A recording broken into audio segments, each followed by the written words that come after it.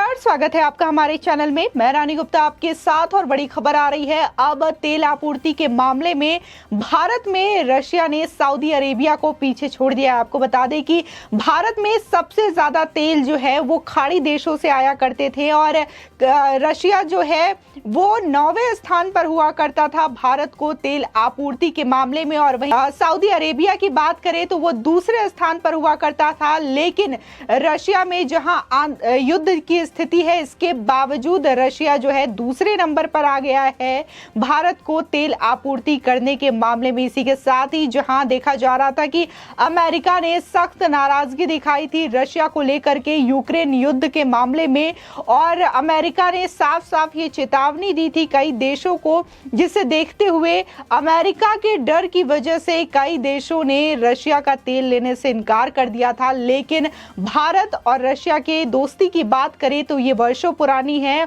और समय समय पर जहां रशिया को भारत की आवश्यकता होती है वहां भारत रशिया के लिए खड़ा होता है, और जहां भारत को रशिया की आवश्यकता होती है तो वहां रशिया भी भारत के लिए खड़ा दिखाई देता है। जहां अभी तमाम विवादों को लेकर के खाड़ी देश जो हैं भारत से नाराज चल रहे थे, तो वहीं कुछ लोग ये सवाल उठाते हुए नजर आ रहे थे कि भारत में जितना तेल इस्तेमाल किया जाता है वो अधिक संख्या में अरब कंट्रीज से आते हैं, खाड़ी देशों से आते हैं। अगर खाड़ी देशों ने ये निर्यात करना बंद कर दिया, तेल का निर्यात करना बंद कर दिया, तो भारत की क्या स्थिति होगी। लेकिन रशिया ने ये क्लियर कर दिया है जिस तरीके से दूसरे नंबर पर तेल आयात के मामले में रशिया आ चुका है और सबसे ज्यादा तेल जो है वो रशिया इस समय भारत को भेज रहा है।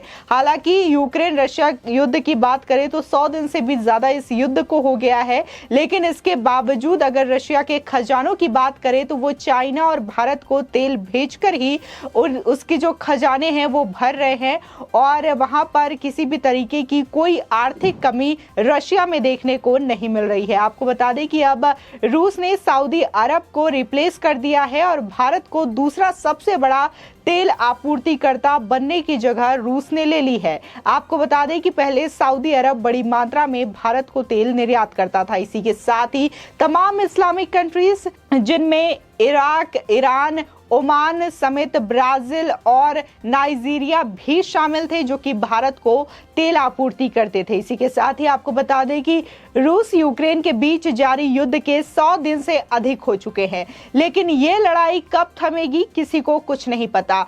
लेकिन इस युद्ध के बीच रूस ने ऑयल बेचकर तगड़ी कमाई कर ली है। खबरों के मुताबिक यूक्रेन से चल रहे लड़ाई के बीच 100 दिनों में रूस ने जीवाश्म ईंधन के निर्यात से 98 बिलियन डॉलर कमाए हैं। यूरोपीय संघ ने सबसे अधिक रूस से जीवाश्म ईंधन का आयात किया है। आपको बता दें कि वेस्टर्न कंट्रीज ने यूक्रेन के खिलाफ युद्ध छेड़ने के चलते रशिया पर कई तरीके के प्रतिबंध लगाए थे। इसके बावजूद रूस ने ईंधन के निर्यात से बेहतरीन कमाई की है। यूरोपीय संघ सबसे बड़ा खरीदार फिनलैंड स्थित centre for research on energy and clean air की रिपोर्ट के अनुसार इस महीने की शुरुआत में यूरोपीय संघ अधिक मात्रा में रूस से तेल के निर्यात को रोकने पर सहमत हुआ था। हालांकि यूरोपीय यूनियन रूस से ईंधन पर सबसे अधिक निर्भर है, लेकिन इस ब्लॉक में 2022 में रूस में गैस के निर्यात को 2/3 कम करने का लक्ष्य रखा है। रिपोर्ट के अनुसार युद्ध के पहले 100 दिनों के दौरान यूरोपीय संघ ने रूस के जीवाश्म ईंधन निर्यात का 61% हिस्सा खरीदा। इसकी कीमत लगभग 57 बिलियन यूरो यानी कि 60 बिलियन डॉलर है। इसी के साथ ही यूरोपीय यूनियन के बाद रूस से चीन ने सबसे अधिक जीवाश्म ईंधन खरीदा है। आपको बता दें चीन ने 12.6 बिलियन यूरो, जर्मनी ने 12.1 बिलियन यूरो और इटली ने 7.8 बिलियन यूरो की कीमत के ईंधन खरीदे हैं। रूस जीवाश्म ईंधन के पहले 46 बिलियन यूरो की कमाई करता था। इसके बाद एलएनजी और कोयले से आयात से कमाई करता था। हालांकि मई के महीने में रशिया से निर्यात में गिरावट आई है। कई कंपनियों ने रूस के निर्यात पर बैन लगा दिया था। वहीं चीन, भारत, यूएई और फ्रांस जैसे कुछ देशों ने रशिया से अपनी खरीदारी बढ़ा दी। आपको बता दें कि CREA के अनुसार रूस का औसतन निर्यात प्राइस पिछले वर्ष की तुलना में इस साल लगभग 60% अधिक था। यूरोपीय संघ रूस के खिलाफ सख्त प्रतिबंधों पर विचार कर रहा है। फ्रांस ने दुनिया में एलएनजी का सबसे बड़ा खरीदार बनने के लिए अपने आयात में वृद्धि की है। आपको बता दें कि यूक्रेन से युद्ध छिड़ने के बाद रशिया ने क्रूड ऑयल पर छूट देने का ऐलान किया था। इसका भी सबसे अधिक फायदा यूरोपीय देशों को ही हासिल हुआ। रूस ने कहा था कि वो क्रूड ऑयल की बिक्री ग्लोबल बेंचमार्क के मुकाबले 30% से कम भाव में करेगा। यूरोपीय संघ अपने इंपोर्ट तेल का 27% हिस्सा रूस से प्राप्त करता है। युद्ध और प्रतिबंधों के बावजूद यूरोप रूस के क्रूड ऑयल का सबसे बड़े खरीदार साबित हुआ है। आपको बता दें कि रूस से तेल न खरीदने के अमेरिका के भारी दबाव के बावजूद भारत और दूसरे एशियाई देशों ने रशिया के तेल की खपत बढ़ती जा रही है। ऐसे समय हो रहा है जब यूरोपीय संघ और अमेरिका के दूसरे सहयोगी देश रशिया से ऊर्जा के आयात से मुंह मोड़ रहे हैं। वहीं एशिया में इस खपत की वजह से रूस का निर्यात राजस्व लगातार बढ़ता जा रहा है। आपको बता दें कि कमोडिटी डाटा कंपनी काम्पलर के मुताबिक भारत तो 2022 में अभी तक 6 करोड़ बैरल रूसी तेल खरीद चुका है, जबकि 2021 में उसने सिर्फ 1.2 करोड़ बैरल रूसी तेल ही खरीदा था। भारत ने फरवरी में प्रतिदिन रूसी तेल के 1 लाख बैरल खरीदे थे, जो अप्रैल में बढ़कर 3,70,000 हो गए और मई में 8,70,000 हो गए। इसमें से एक बड़े हिस्से ने इराक और सऊदी अरब से तेल की जगह ले ली है। इसमें से अधिकांश तेल भारत के पश्चिमी तट पर सीका और जामनगर रिफाइनरियों में गया। अप्रैल तक रिलायंस की जामनगर रिफाइनरी में संसाधित किए जाने वाले कच्चे तेल में 5% से भी कम हिस्सेदारी रूसी तेल की थी।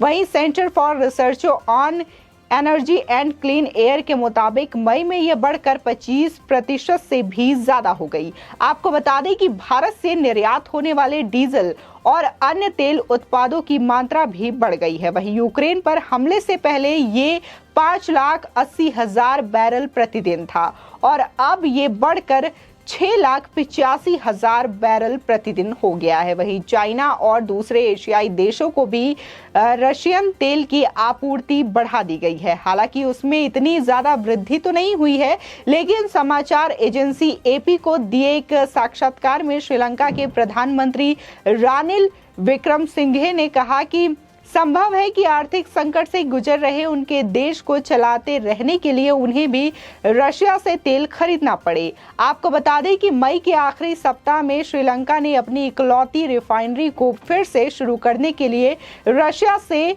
90,000 मीट्रिक टन कच्चा तेल खरीदा था।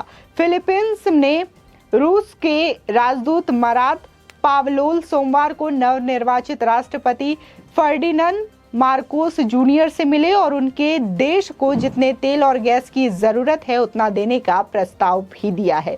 इसी के साथ ही आपको बता दें कि उन्होंने इस प्रस्ताव की शर्तें विस्तार से नहीं बताई, लेकिन मार्कोस जूनियर ने भी नहीं बताया कि वो प्रस्ताव पर विचार कर रहे हैं या नहीं।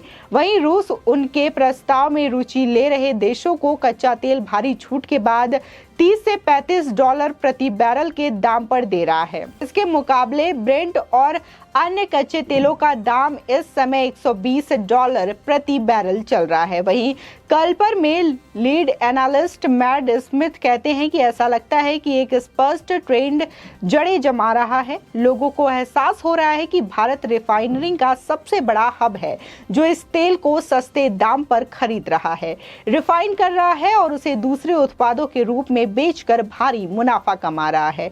आपको बता दें कि मई में करीब 30 रूसी टैंकर कच्चा तेल भारत पहुंचा और देश में रोज लगभग 4,30,000 बैरल तेल प्रतिदिन उतारा जाता है। फिनलैंड स्थित centre for research on energy and clean air के मुताबिक जनवरी से मार्च के बीच सिर्फ 60,000 बैरल तेल प्रतिदिन पहुंचा।